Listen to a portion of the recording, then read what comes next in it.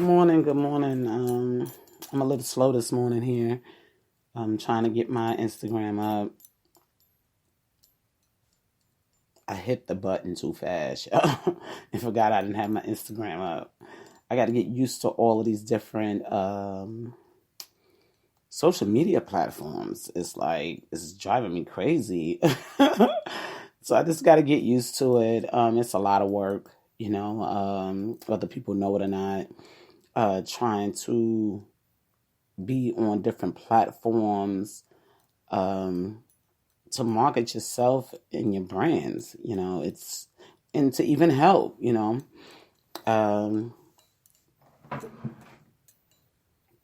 it's just a lot.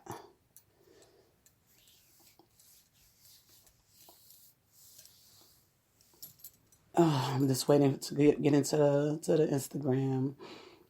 Good morning, good morning. This is Jacqueline Richardson. It's JJ Diamond, Deja, Jackie, whatever y'all call me. Um, it's a beautiful morning here in Charlotte. Of course, we back to that warm weather. I'm happy for it though, because I don't like being real cold. Um, Not so tired today, y'all. I did work yesterday, but my other job is not that strenuous and is not that bad where it makes you tired mentally and physically. So I'm okay today. I was up bright and early, 6 a.m. I didn't even need the clock. When it went off, the clock went off, I was already up. So yeah, that's how good my other job is. I love it. Um, we want to first thank God for being here, giving us another day. Um, I already told you about the weather. It's beautiful here. I'm not sure about the actual degrees. Let me see. Alexa, what's the weather today? In Charlotte, it's 54 degrees Fahrenheit with clear skies and sun. Okay, 50. Today, you can look for mostly sunny weather with a high of 71 degrees and a low of 52 degrees. Well, it's actually not going to be that warm today, but the sun is shining bright. And that's pretty cool. That's fall weather, light jacket, you good, So that's what I love. This is my type of weather right here. I love the fall. Even though I'm a summer baby, I was born in July, but I can't stand too much heat, you know. I love the fall. Fall is my favorite season. Uh, let's get into this podcast today. Oh, I did want to tell y'all next week, and I will be sharing my channel link probably today. I will be starting on Twitch. Okay. Twitch TV. I'm going to be broadcasting this podcast. Okay. So now it will be on Twitch. It would be on Instagram. It would be on Apple Music and the rest of the podcast channels. So I just wanted to let y'all know that is being added. And I was just saying earlier how it's so stressful. People don't realize how being on all these different social medias is stressful, okay? Because you have to have all the right equipment, all the right things set up properly in order to be successful at these things. So that's what I'm working on. That's my project for this week, so I can be ready to get on Twitch. I'm not going to tell you on Monday, maybe Tuesday, and I'm saying not Monday because on Monday mornings I be real tired after working, so I'm not going to give y'all that promise. But Tuesday, but y'all can start following me now on Twitch at DEJAH0717. That is my channel. Y'all can start following me now, and then that way y'all already be there when I get on. That's Deja 0717 at ymail. No, I'm telling you my email. Deja 0717 is the Twitch channel. Okay, that's DEJAH 0717. So y'all make sure y'all go there, sign up, and join me. Today we're gonna talk about this is gonna be like a part 2 of the generational wealth thing, but we are going to get a little bit deeper into. Yesterday I talked more about generational curses. Okay, and I did want to touch base on a couple of things, and shout out to the people on Instagram that supported what I was talking about in the movement of the generational curses. I love them when they either listen to me or know that I'm about to do something, and they start help marketing it so that way people can see what I'm talking about. So I love it. And Instagram also helps with that. We're bringing those type of posts up so people can understand where I'm going with certain things. And there was a Instagram post yesterday. It was so funny, y'all, but it was true. Okay. And this guy, he evidently was a drug addict, or he was on some type of pills or a dope, or, some type of drug. However, his daughter was trying to go on a date with a guy, and he, stepped to the guy. They was all at the table. And he's like, well, what you want with my daughter? He was like, I want to take her on a date. And he was like, she don't need nothing, no dates. What are you talking about? She don't even need a man. So he was going ranting on about that while he was nodding. And then he made the statement, her mama was a whore, her sister was a whore, all these people in her family was a whore, and she's not going to be a whore. And I started laughing so much because that's what them generational curses are based on.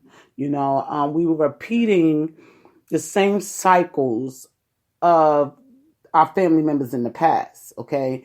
And it's bad stuff, So, and like with him now, who does she follow? Does she follow the whore mother, or does she follow the drug addict dad? Okay? So this is where you as a person has to say, even though this is in my bloodstream and their blood runs through my veins, I don't want to be like this. So we're supposed to learn from our parents, okay? We're supposed to take the good, hold on to the good, and the bad, we get rid of it. That's the way it works, okay? You create a new, okay? You're not creating the new family name. You're not creating the new bloodline, but you're creating new from the bad that they presented. Okay, because they didn't have respect for their family. So you'll be the one to have that respect and love for your family to say, I'm not going to be like that. And not only for your family, for yourself, because it's going to benefit you not to do a lot of that negative, those negative things. So you got to look at that. We all have what they call them, bones in the closet. Is it bones in the closet? Skeletons in the closet. That's it.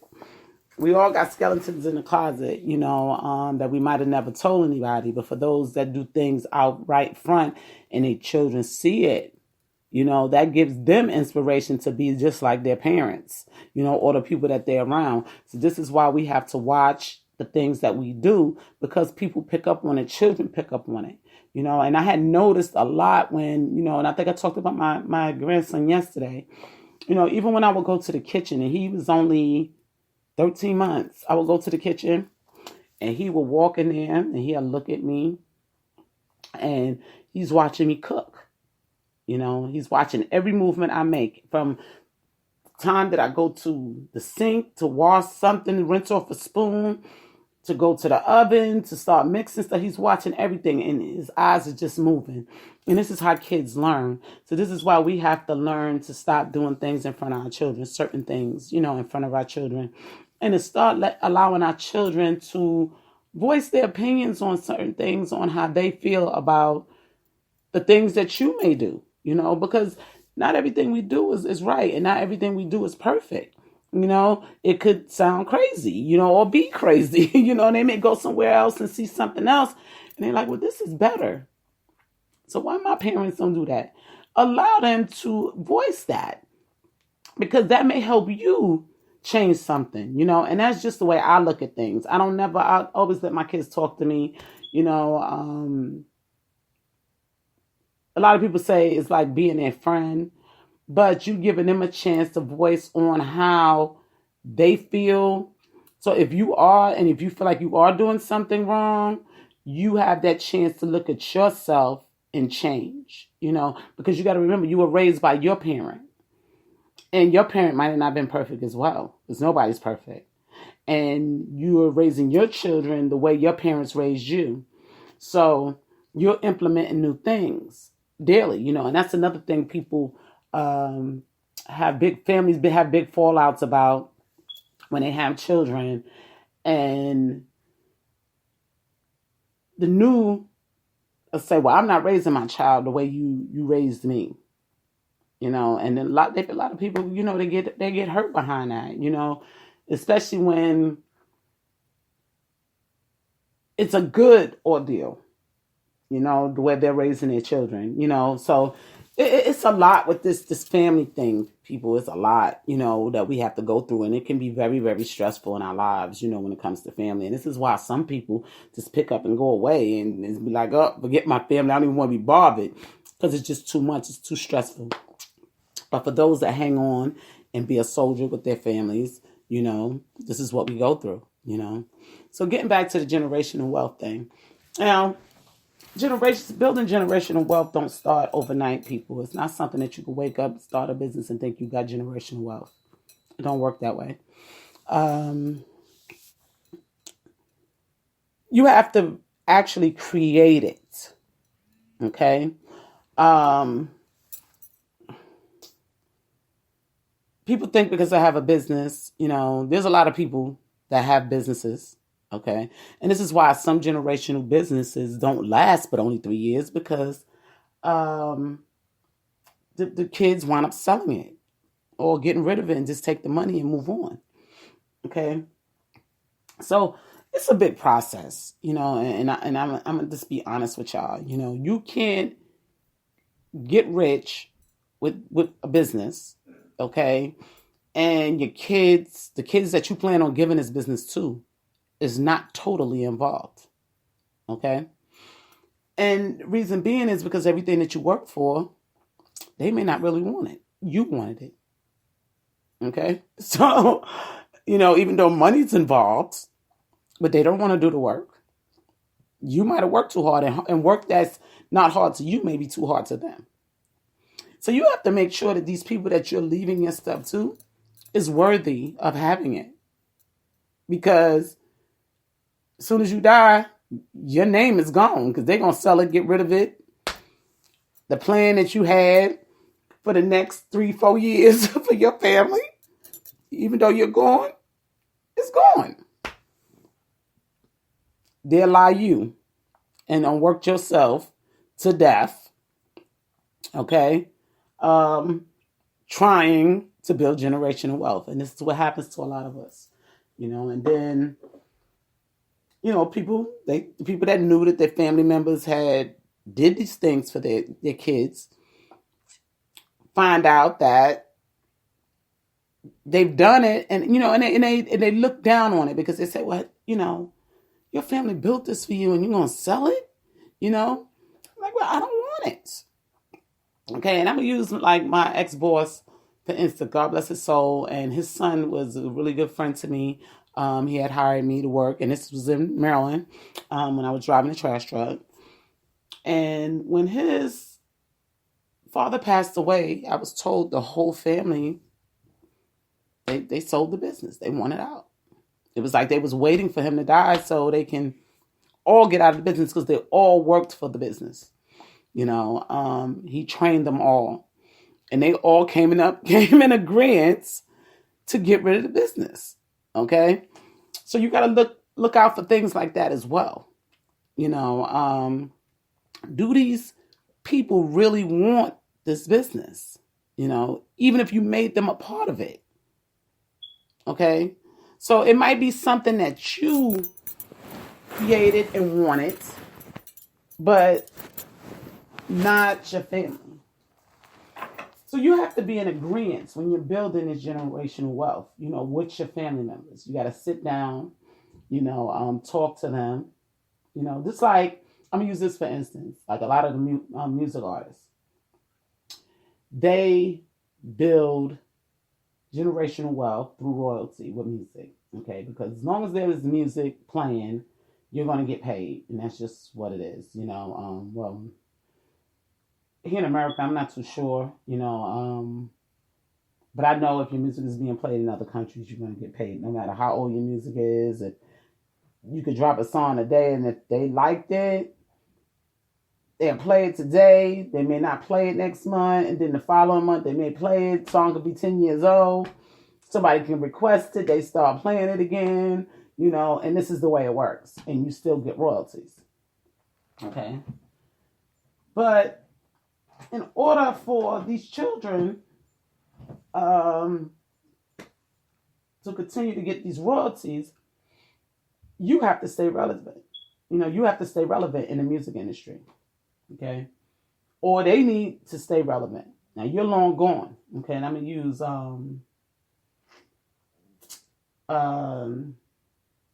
Whitney Houston for instance.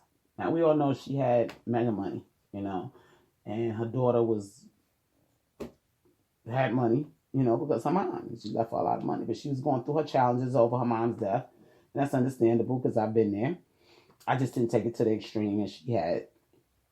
However, that generational wealth that Whitney Houston built for her daughter, went to her daughter, okay, and then her daughter turned around and passed, okay. So those are other things that you have to think about as well, So you have to put all of this stuff into a scenario before you start building and planning, okay.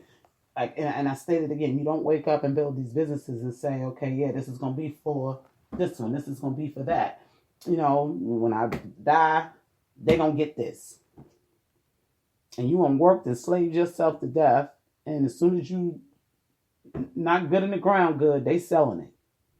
Okay, so do you really want to build generational wealth for your family? Do you really know your family? Okay, that also play a part.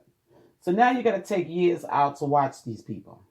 Okay, and I'm just giving it to y'all the way it is. Okay, you got to take time out, and I'm thankful that I was taught early, on how to do these things.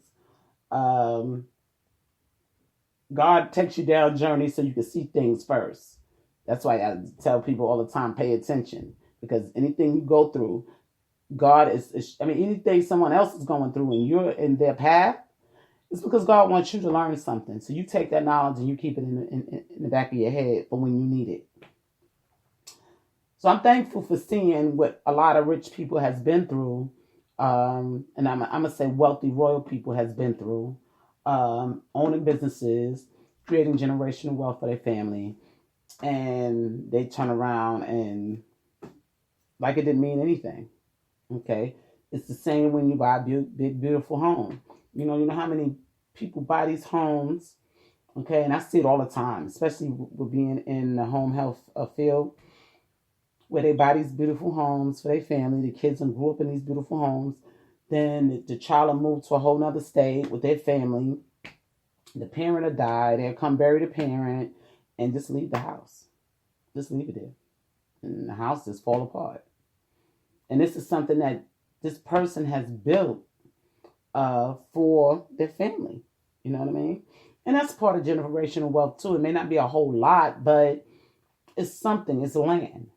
Okay, that they bought for their family. Okay, so their family can have when they go away. And they would just leave it there. You know how many houses have been abandoned because people have died and the kids don't even want to be bothered with it?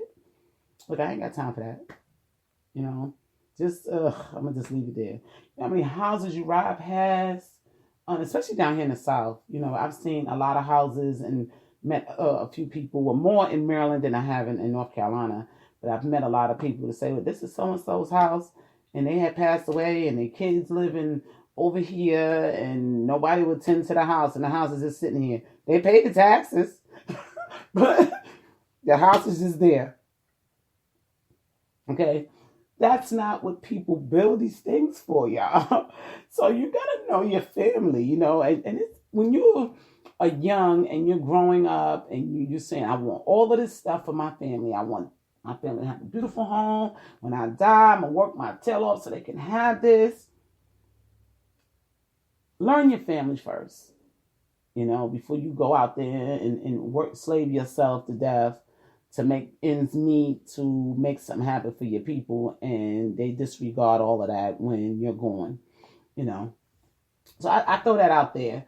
And when I say learn your people, meaning wait till they get grown, so you can see the actions, the way they act, the way they do things, how much loyalty they will have for you to say, hey, I'm gonna hold on to this.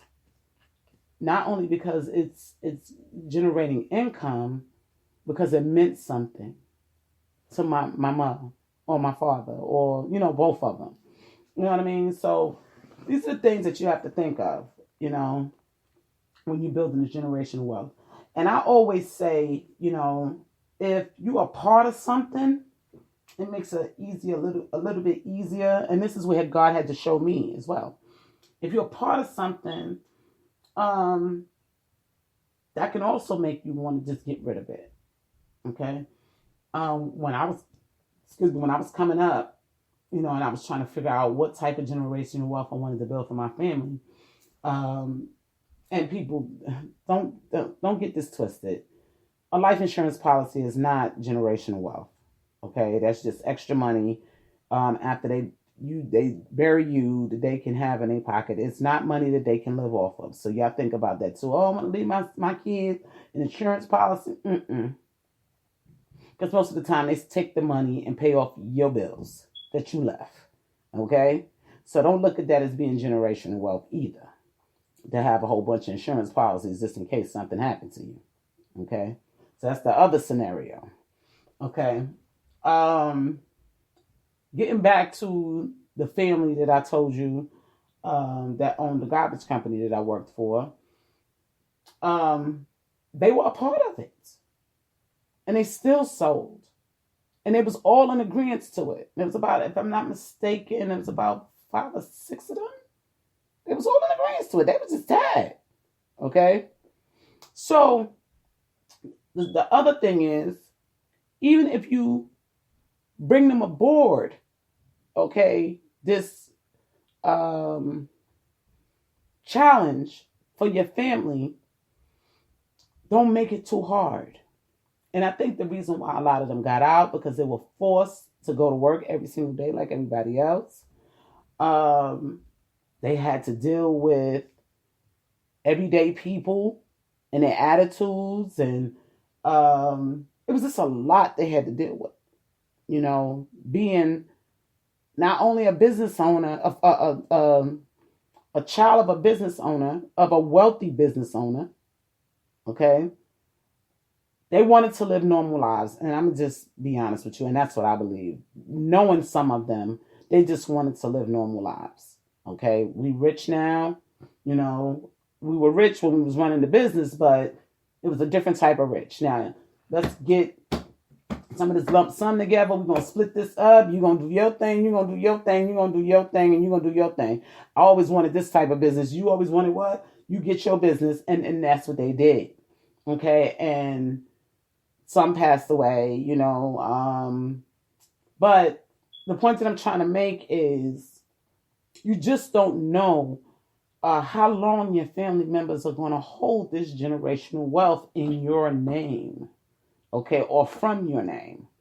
Okay, so what you do is, and this is what I'm working on now, and we will see one day down the line, I will hope maybe 100 years from now, that what I'm building for my people, that they will continue to stand strong and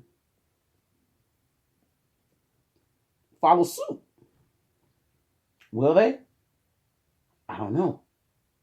But for right now, I'm involving them to see the attitude, the actions, and if they don't want to be a part of it now, I know they're not going to want to be a part of it later. Or they may have their own dreams that they want to work on, and that's where I come in to assist them so they can also create generational wealth. Okay? So this is the way I've studied it and watched different families fold because of it. and this is what I've been working on, and I want to see the outcome, on the way I'm designing this generational wealth for my people. Okay. I'm going to help them build their own generational wealth right along with mine. So that way, if they do decide to fold on mine, or if they have theirs and they see how strong, because once you've done something yourself, so this is the other thing too, once you've done something yourself, you have the tendency to understand a little bit better than when someone else does it. So if you make them a part of it, okay, I'm going to use this for instance. Now, Egypt, right, that's my baby. Y'all know Egypt. She was so into the music thing when she was little. She wanted to sing and dance and do all of this stuff because she saw mommy doing it and she saw her brother doing it. Okay? And I said, Egypt, you want to make any more music? Okay, she made this song, Cute Girl Problems. So I said, well, Egypt, you got to market, because I'm not going to do it for you. Okay, I'm tired of doing it for them. Okay, I'm not going to do it for you. You got to do it yourself. You got to get on social media. You got to talk to the people. You got to, do this. You got to do that, and this is just what it is, And she was like, I'm not doing all of that. Well, you're not going to make any money.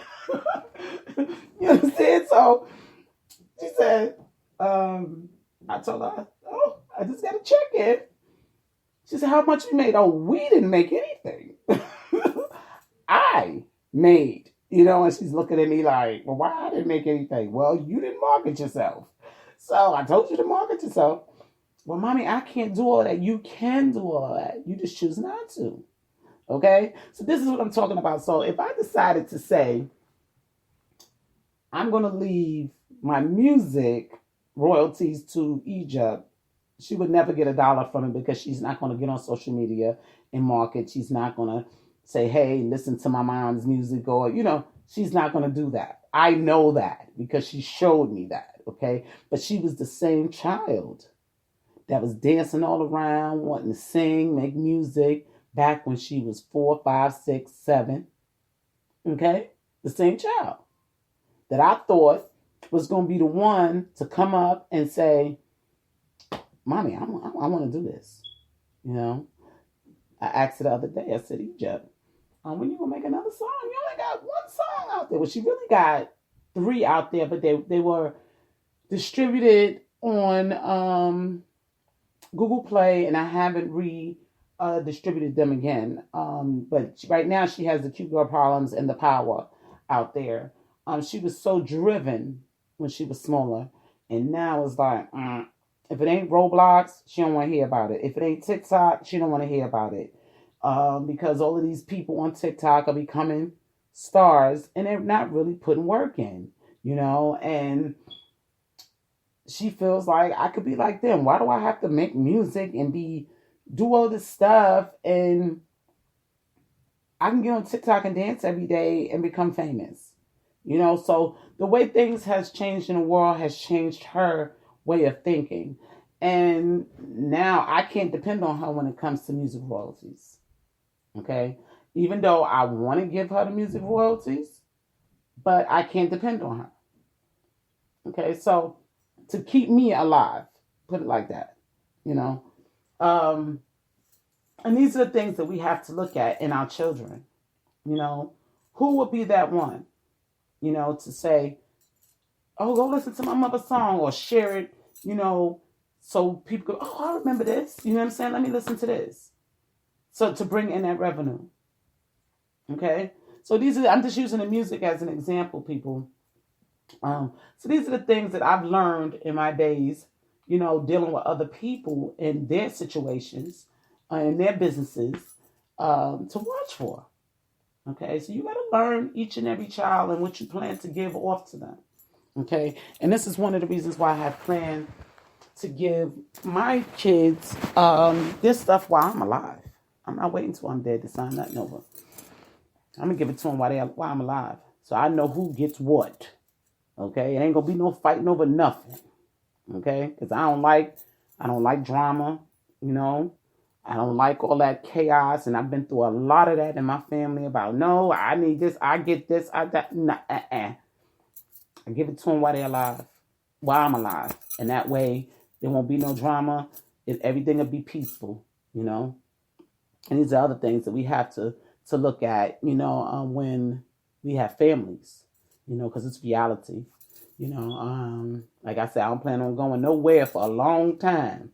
However, we can, you just don't ever know. Sometimes things happen and you just be like, oh, how did this happen? It was unexpected. Just like my mother's death was unexpected. Was she ready? No. Yeah, well, she was sorta. I ain't gonna say she wasn't totally ready. She was semi ready. But I had other family members that wasn't ready at all. So, we had to go through a lot of challenges, dealing with the death. So, um, these are the things that we got to think about, and you hate thinking about it, but you have to. You have to put it in your mind because it's the reality of life. Um, I want my children, and my children, we all have our different thoughts. And I'm going to go back. I was going to say, I want my children to appreciate what I built for them. Like this new one I got coming, the Diamond Way. I'm I'm putting my children on as if they're a part of it, as if it's their business as well. Okay? So that way they if they see me losing, they'll be losing too. So they will help that fight. You get where I'm going with this? Like, okay, if I don't help mom, I'm gonna be losing too. Or if I don't do this or do that, I'm gonna be losing too. You're not gonna be losing. Mom's not gonna be losing by herself. Okay, it's gonna be a whole in a whole. You know, I did that because, like I said, of watching the way families do. You know, if I want it to be where if I don't get paid, you don't get paid. Okay, if I get paid, you get paid, um, and so forth and so on, and to also train even the little ones coming in. The new babies of the family. And showing them and teaching them and also putting them to work so they will be able to appreciate it. I get where I'm going. I come from a family that they didn't just give us anything. Okay, you had to work for it. I know people used to see me in the Bronx, and I have some of the, as we used to call back in the day, the flyers. I would have the flyers of everything, almost everything, I could possibly want as a child. Only thing they wouldn't buy me was a car. I had to do that myself, and I could respect it because they grew up where only men drove, and in my generation, women were driving, so I wanted a car. And I am actually the first, okay, in my family the first woman in my family on my mother's side to have a driver's license. Okay, I am the first because they didn't believe in women driving. They believed in a man chauffeuring them. Okay. So with that being said, I was a little bit different. They didn't like that. I got rid of that curse. Okay. And was like, I'm getting a driver's license. I'm going to drive. This is going to be different now. Okay. This is a new generation. And I did. So I was the first in my family to get a driver's license. But my family made me work. Okay. And I worked summer jobs. I worked other little jobs, but mainly I worked at home. And when I say I worked, I worked. Okay, that's why I'm not afraid of hard work. Okay, a lot of people are like, how can she do that? And I'm like, my family prepared me for this. I mean, this is what they did, and I had no other choice. You know what I mean? And I told y'all I had to every Saturday. I had to get up every Saturday morning. I had to watch. I watched my cartoons or Soul Train, and I had to dust the furniture. Sometimes we have to do the windows. You know, depending on the season. Um, we mop the floors. We vacuum. Um, change the linen every Saturday. This is what we did. Okay, and then if I ain't done by say 3, now here come dinner at 5. So now I got to stand over the sink because I didn't have no dishwasher. We ain't had no dishwashers back then in the Bronx. So I had to stand over the sink and wash all the dishes in the pots. And then I could say, phew, I'm done. Okay, depending on how long the project or process took. You know? Every Tuesday we wash clothes. I went to the market every single day. Okay, to pick up odds and ends. It might have not been a lot, but every day I stepped foot into C-Town. Okay? So these are the things that my people had me doing. Summertime. I had to go out in the yard and water the plants. Cut the roses. Okay? Dig holes to plant the tomatoes and prepare the soil. Okay? So these are the things that I had to do. So I'm not afraid of hard work. And people, they laugh because they like, how can you do that? You know, like you got some extraterrestrial strength. No, they train me. And when you've been trained, okay, to do something, things get easier. Okay, so that's why things seem so easy for me that may be hard for you because they started me young, okay, doing these things.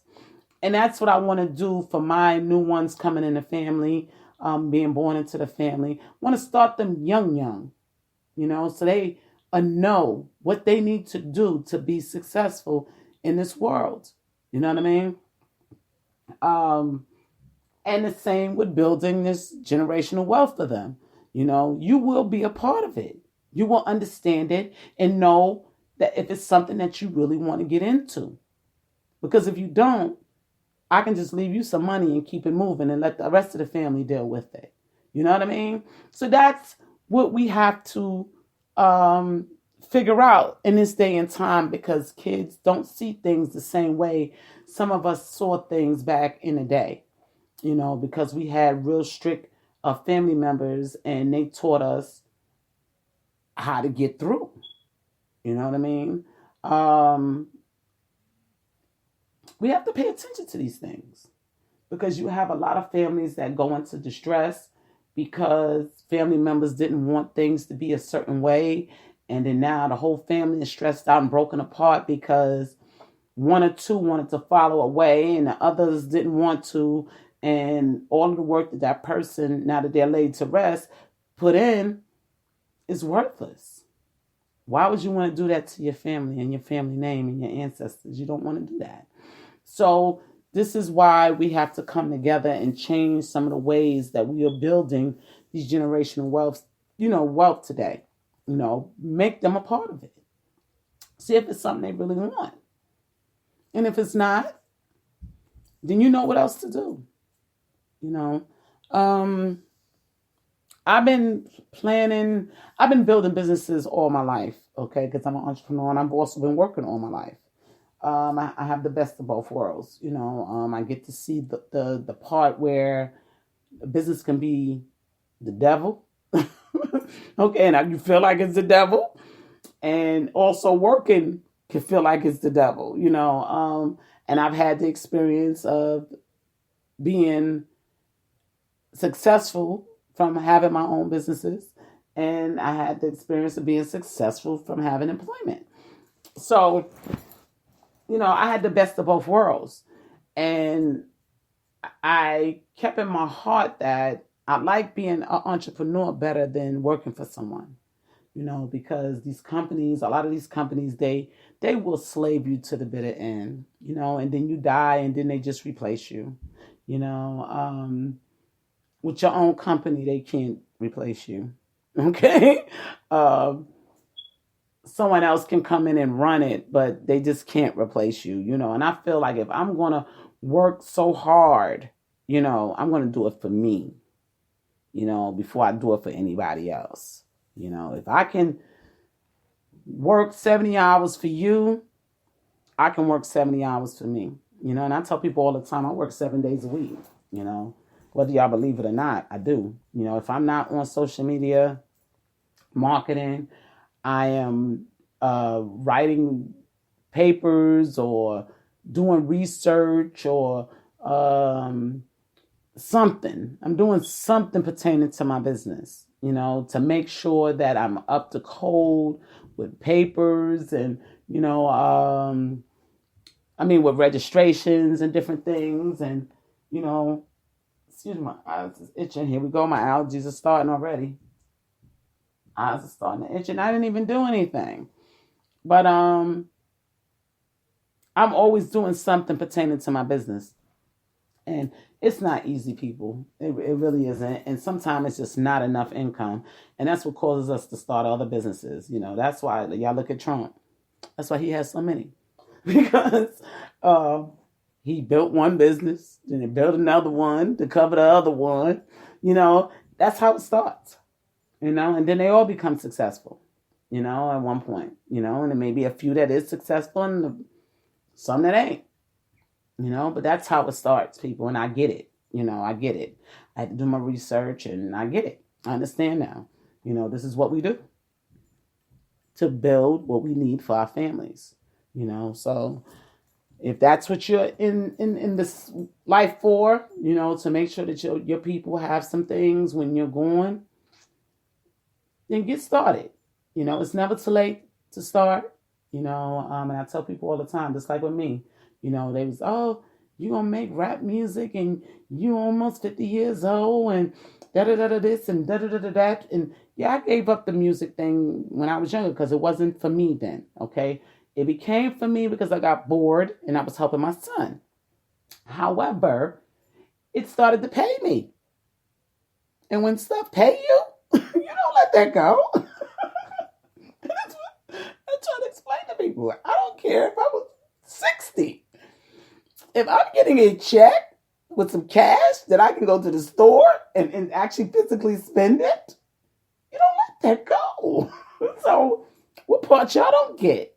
I will be 55 making music if this is what I choose to do. Okay? Because it's bringing in revenue. It's bringing in some money. You know what I mean? But, some people just don't get it, So you got to laugh at them. You're like, ugh. Who wouldn't want to stay at home, make some music, and still make income, and you ain't even leave the house? Okay?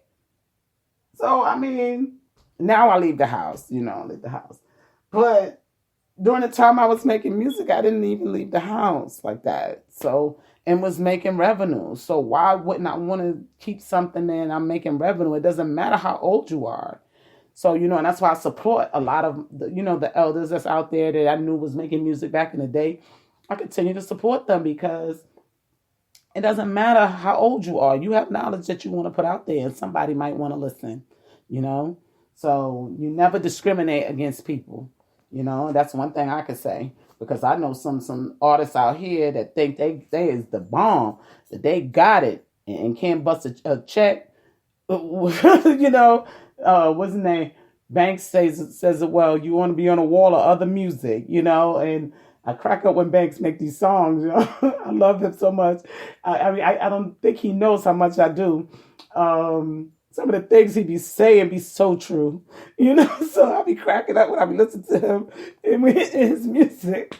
But yeah, that's what you're going to be, the wall of the music, and you think you're the hottest thing smoking.